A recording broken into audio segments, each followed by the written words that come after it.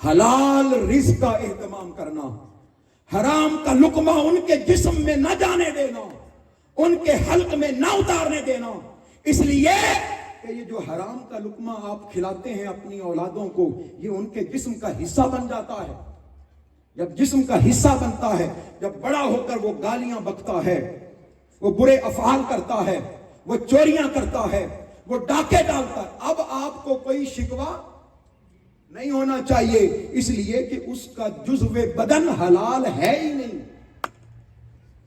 اپنے بچوں کے لیے رزق حلال کا بندوبست کریں، رزق حلال کا بندوبست کریں.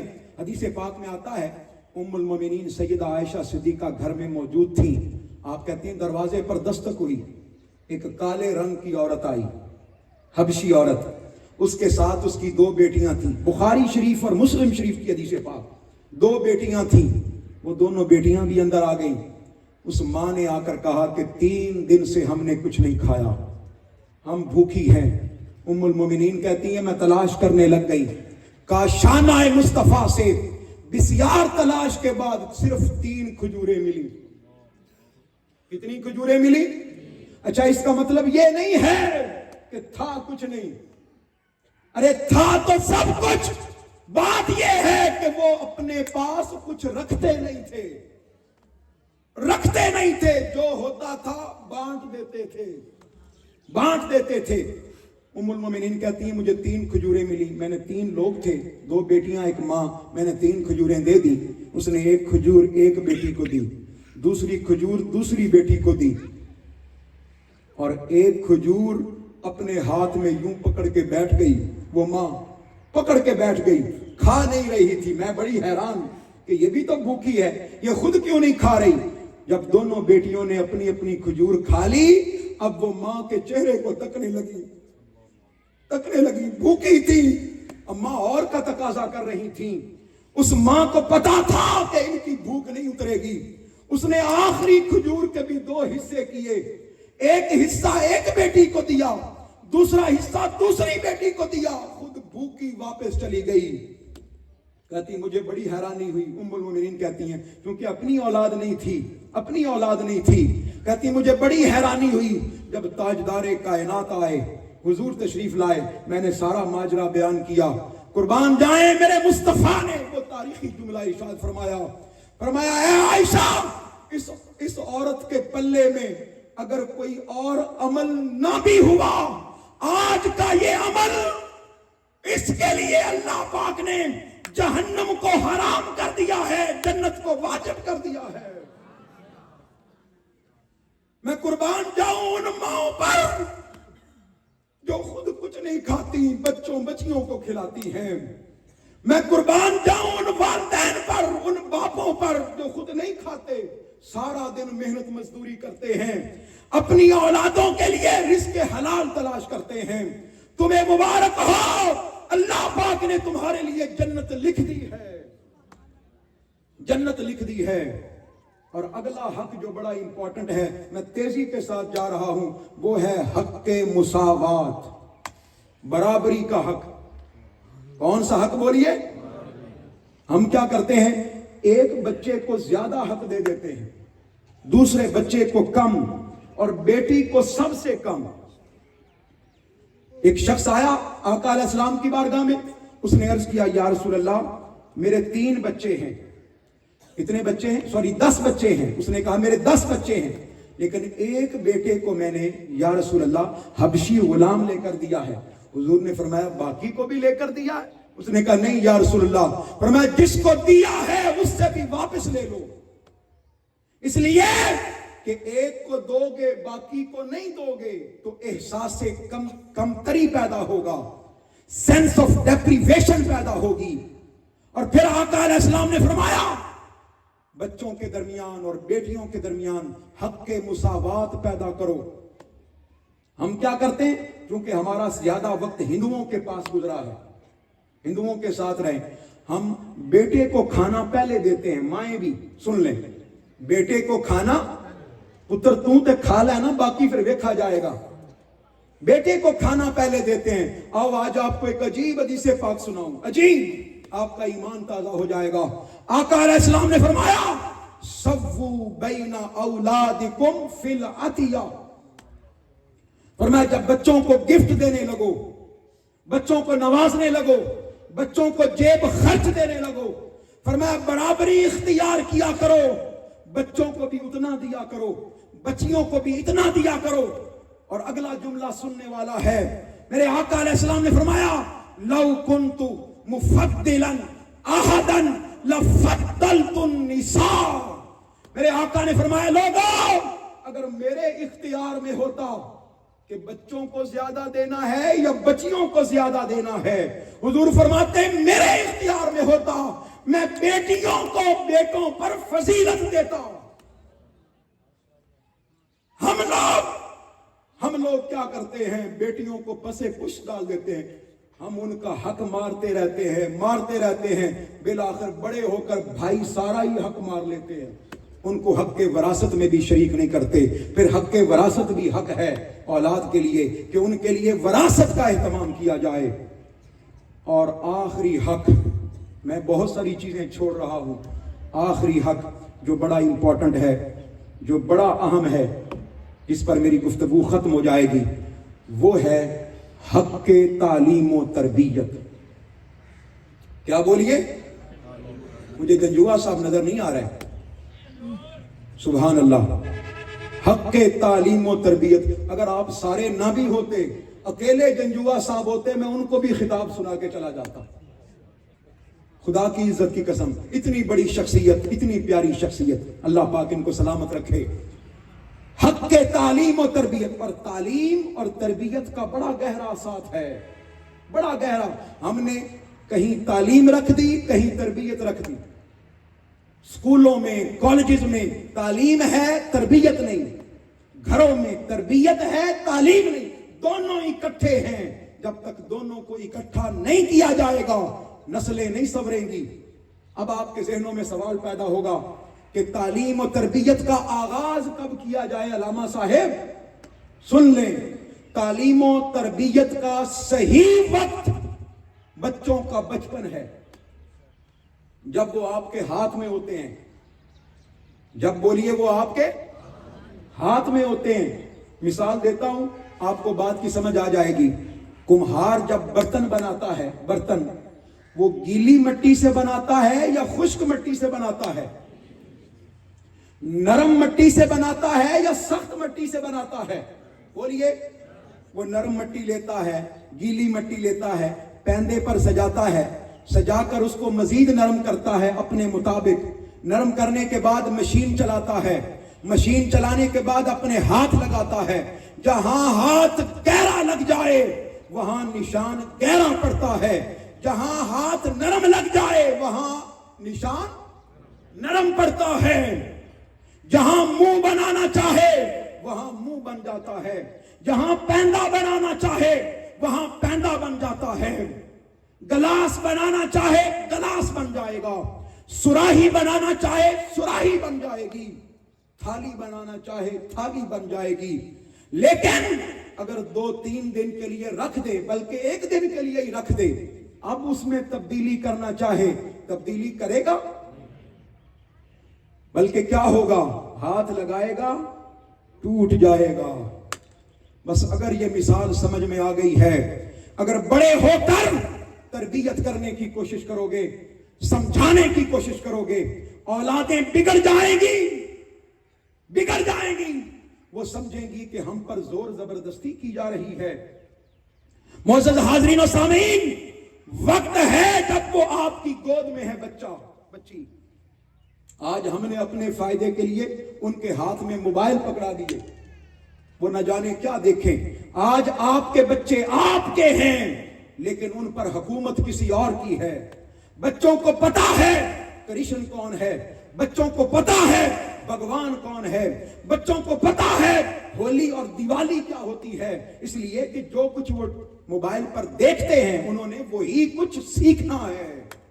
अपने बच्चों को तिलावत कलाम मजीद लगा कर दें। मैं ये नहीं कहता कि मोबाइल ना दें, तिलावत कलाम मजीद लगा कर दें। उनको कहो बेटा ये कारी बड़ी अच्छी आवाज वाला है, इसको सुनो, कारी अब्दुल बासित को सुनो, कारी सदाकत को सुनो, कारी मशारी को सुनो, प्यारी सुदेश को सुनो, बेटा इसकी आवाज सुनो, बच्चों को नाते लगा कर दो, बच्चों को हुजूर शेखुल इस्लाम के खिताब लगा कर दो, और खाली खिताब लगा कर ना दो, उनसे पूछो बेटा आज जो तुमने खिताब सुना था उसमें किबला हुजूर ने क्या फरमाया था। अगर आपने ये अमल कर लिया, खुदा की इज्जत की कसम, मैं कसम उठा के कह रहा हूं, आपको किसी बैरूनी इनकलाब की जरूरत नहीं है। जो बातें मैंने बयान की हैं, अगर इस पर आपने अमल कर लिया, इस पर आपने ध्यान दे दिया, एक नस्ल के बाद, कितनी नस्लों के बाद, सिर्फ एक नस्ल का इंतजार है, अगली नस्ल खुद ब खुद इनकलाब से आशना हो जाएगी। आपको किसी बैरूनी इनकलाब की जरूरत नहीं पड़ेगी। मुअज़्ज़ज़ मोहतरम हाज़रीन व सामीन, अब अगला हक जो बड़ा इंपॉर्टेंट है, तालीम और तरबियत का ही हिस्सा है, वो ये है कि अपनी औलादों को सिखाओ कि मुआशरे में जिंदा कैसे रहना है। सैयदना उमर फारूक जा रहे थे, साथ एक बाप बेटा भी जा रहा था। सैयदना उमर फारूक ने बुला लिया, बेटे को बुला लिया, उससे पूछा मन हाजा, ये तुम्हारा क्या लगता है? उसने कहा हाजा अबी, ये मेरा बाप है। अब सैयदना उमर फारूक ने 3 नसीहतें की, अपने साथ लेकर जाइएगा। 3 नसीहतें की सैयदना उमर फारूक ने। पहली नसीहत सुने, आपने फरमाया सुनो, ला तुसम्मी इस्मा, कभी अपने बाप का नाम लेकर बाप को ना पुकारना, बाप का नाम लेकर ना पुकारना। आज हमारे मुआशरे में यह भी रिवाज पकड़ गया है, अगर बाप का नाम हामिद है तो बेटा बेटी कह रहे होते हैं हामिद, उनको पता ही नहीं कि अब्बू जी और वालिद साहब और वालिदे गिरामी होता है। फरमाया नाम लेकर ना पुकारना। अगला फरमाया सुनिए, फरमाया ला तमशी अमामा, अपना बाप जब चल रहा हो तुम्हारा वालिद, उसके आगे आगे ना चलना। हाय हाय हाय, बाप के आगे ना चलना। हम खुश हो रहे होते हैं कि आगे चल रहा है, नहीं, बाप अपनी औलादों को नसीहत करे, असातिज़ा नसीहत करे। जब बाप भी चल रहा हो, औलाद भी चल रही हो, तो बाप के आगे चलना जायज नहीं है। और आखिरी नसीहत सैयदना उमर फारूक ने फरमाई, फरमाया ला तजलिस कबला। ये छोटी छोटी बातें हैं, लेकिन ये औलादों को बताने की जरूरत है, उनकी तरबियत करने की जरूरत है। फरमाया नहीं, अपनी औलाद को बताओ। अगर बाप भी किसी मजलिस में बैठने लगे और तुम भी बैठने लगो, तो अपने बाप से पहले जमीन पर नहीं बैठना, इंतजार करना है कि पहले वालिद बैठ जाए, पहले बाप बैठ जाए। उनके बैठने का इंतजार करो, उनको अदब सिखाओ, उनकी तरबियत करो। आखिरी हदीस पाक जिस पर मेरी गुफ्तगू खत्म हो जाएगी, बड़ी तवज्जो से सुनिएगा। ये 3 अदब ऐसे हैं जो मेरे मुस्तफा ने बताए, मेरे आका करीम ने बताए, ताजदारे अंबिया ने बताए। तालीम और तरबियत, हक के तालीम और तरबियत बचपन से अपने बच्चों को सिखाओ। मेरे आका अलैहिस्सलाम ने फरमाया अद्दिबू औलादकुम अला सलासे खिसालिन, अपनी औलादों को 3 खसलतें सिखाओ, अपनी औलादों को 3 अदब सिखाओ, अपनी औलादों को 3 बातें सिखाओ। या रसूलल्लाह कौन सी? यहां सिखाने का लफ्ज है अद्दिबू, यानी पास बैठकर बताओ। जिस तरह हम कहते हैं जी मैं अपने बच्चों के बगैर रोटी नहीं खाता, अपनी बीवी के बगैर खाना नहीं खाता, काश तुमने बच्चों को बिठाकर यह काम भी सिखाया होता। हुजूर ने फरमाया 3 काम सिखाओ, 3 अदब सिखाओ। कौन से 3 अदब? पहला फरमाया हुब्बे नबी यकुम, अपनी औलादों को मोहब्बत मुस्तफा सिखाओ। सब कुछ सिखाते हैं, सब कुछ सिखाते हैं, अगर नहीं सिखाते तो मोहब्बत मुस्तफा नहीं सिखाते। अपने बच्चों को बताओ कि मेरे मुस्तफा कैसे थे, बच्चों को बताओ मुस्तफा के खिसाल कैसे थे, बच्चों को बताओ मुस्तफा सल्लल्लाहु अलैहि वसल्लम का जीना कैसा था, आपका दुनिया से जाना कैसा था। बच्चों को बताओ हुजूर के दिन कैसे थे, मेरे मुस्तफा की रातें कैसी थी। बच्चों को बताओ حضور کی صبحیں کیسی تھیں، حضور کی شامیں کیسی تھیں، حضور کا چلنا پھرنا کیسا تھا، حضور کا زمین پر رہنا کیسا تھا، عرش پر جانا کیسا تھا، مصطفیٰ کی عظمتیں کیا تھیں، مصطفیٰ کا مکہ میں رہنا کیسا تھا، مدینہ پاک میں جانا کیسا تھا۔ حضور کو سیرت طیبہ کی، آقا علیہ السلام کی سیرت طیبہ سے آشنا کرو اپنی اولادوں کو۔ پہلا ادب۔ دوسرا ادب بڑا عجیب ہے، بڑا عجیب ہے، شاید آپ کا دھیان پہلی دفعہ اس طرف جائے۔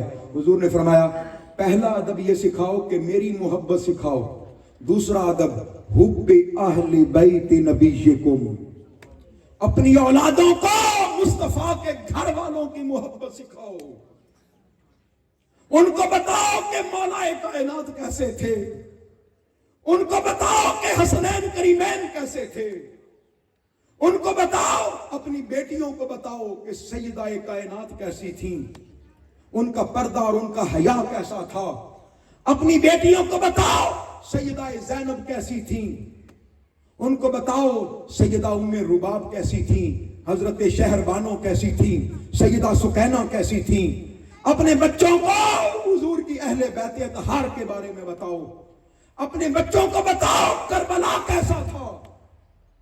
کہیں ایسا نہ ہو، کہیں ایسا نہ ہو آپ نہ بتاؤ وہ کسی یزید کے پیچھے لگ جائیں، آپ نہ بتاؤ، بھئی آپ کا قصور ہے نا، آپ نے بتایا ہی نہیں۔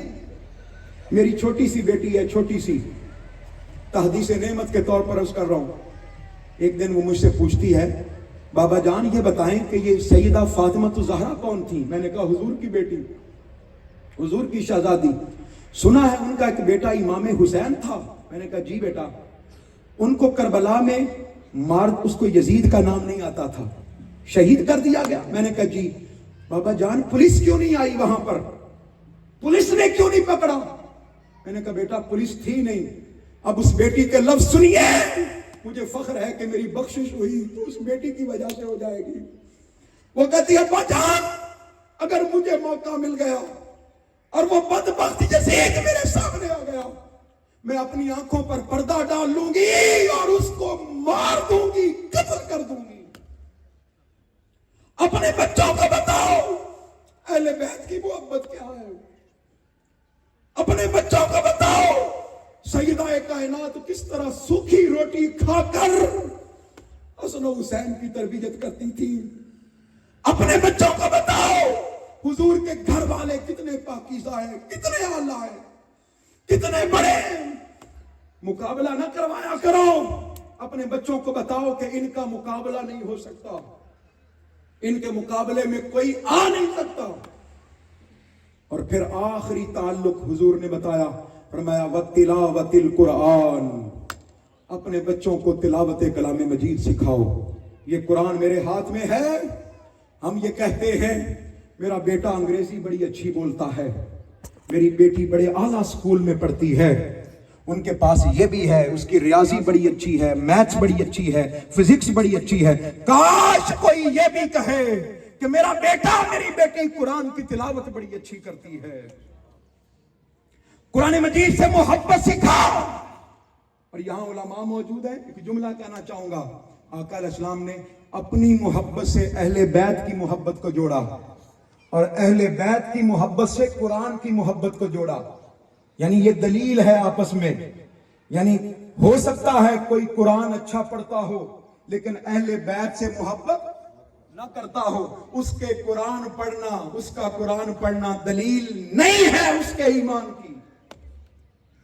اور کوئی ہو سکتا ہے اہل بیت سے محبت کرتا ہو، حضور سے محبت نہ کرتا ہو، اس کا بھی ایمان قابل قبول۔ یہ ساری محبتیں آپس میں بولیے جڑی ہوئی ہیں، ساری جڑی ہوئی ہیں۔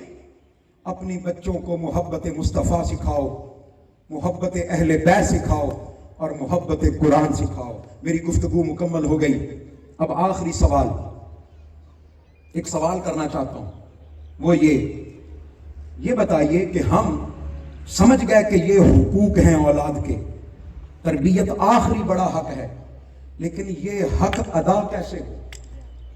آخری سوال، یہ حق بولیے ادا کیسے ہو؟ تربیت ہم کریں کیسے؟ دو طریقے ہو سکتے ہیں، ایک ہے انفرادی طریقہ اور ایک ہے اجتماعی طریقہ۔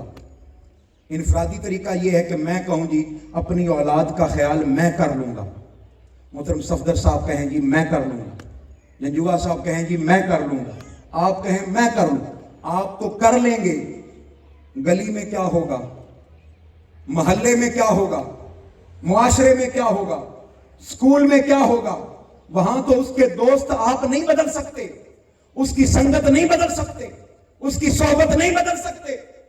پھر سن لیں، انفرادی طور پر آج کوئی بھی اپنے بچوں کی تربیت نہیں کر سکتا، اس کے لیے ہمیں کسی اجتماعیت میں دینا ہوگا، کسی سنگت اور صحبت میں دینا ہوگا۔ پچھلے 5 دن آپ نے دروس سنے، ہم آپ سے کسی چیز کا مطالبہ نہیں کرتے، آج ایک مطالبہ کرنے لگا ہوں، اپنے بچوں کو اچھی صحبت دو، اپنے بچوں کو اچھی سنگت دو۔ بڑی سنگتیں ہیں، لیکن اگر چاہتے ہیں کہ ساری سنگتیں ایک چھت کے نیچے مل جائیں، محبت خدا بھی مل جائے، محبت مصطفیٰ بھی مل جائے، محبت اہل بیت بھی مل جائے، محبت صحابہ بھی مل جائے، محبت قرآن بھی مل جائے، تو ایک سنگت ہے جس کا نام ہے منہاج القرآن۔ کیونکہ یہاں بچوں کے لیے الگ شعبہ ہے ایگلز، اسٹوڈنٹس کے لیے الگ شعبہ ہے MSM، جوانوں کے لیے الگ شعبہ ہے فورم ہے یوتھ لیگ، بڑوں کے لیے الگ ہے منہاج القرآن، باجیوں اور بہنوں بیٹیوں کے لیے الگ ہے منہاج القرآن ویمن لیگ۔ اچھی سنگت دینا چاہتے ہو تو ایک مرد کلندر نے آواز دے دی ہے، اس نے کہا ہے لوگوں میں ایک شہر اعتکاف سجانے والا ہوں، 20ویں رمضان سے لاہور میں حرمین شریفین کے بعد ایک بڑا اعتکاف جس میں ہزاروں لوگ شریک ہوں گے، بچے اور نوجوان شریک ہوں گے۔ اس مرد کلندر نے کہا ہے اپنی نسلوں کو بھیجو، میں محبت الہی، عشق الہی اور لذت توحید کے جام بھر بھر کے پلاؤں گا۔ اگر چاہتے ہو کہ نسلیں سنور جائیں، اگر چاہتے ہو کہ اخلاق سنور جائیں، اگر چاہتے ہو کہ اولاد فرما بردار ہو جائے، شہر اعتکاف میں بھیجو اپنے بچوں اور بچیوں کو۔